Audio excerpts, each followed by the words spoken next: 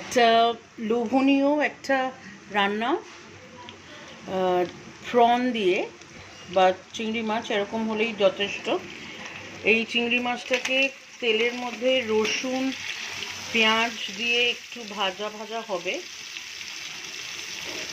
তো তারপরে ওটাকে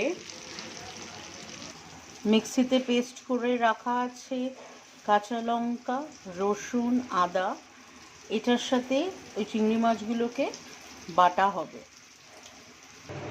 মিক্সিতে দিয়ে দিলাম চিংড়ি মাছগুলো, এবার এটাকে পেস্ট করব। এই চিংড়ি পেস্ট রেডি। এর সাথে একটু সর্ষের তেল নিলাম আর একটু নুন নিলাম।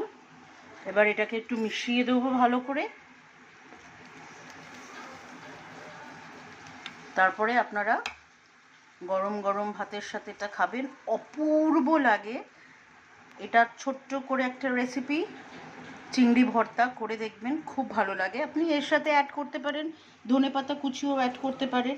কেউ যদি কাঁচা পেঁয়াজটা পছন্দ করে সে কাঁচা পেঁয়াজও অ্যাড করা যেতে পারে, বাট আমি তো এরকমই ভালোবাসি, তাই আপনাদের কাছে নিয়ে এলাম। বানিয়ে দেখবেন, খেয়ে দেখবেন। সুস্থ থাকবেন।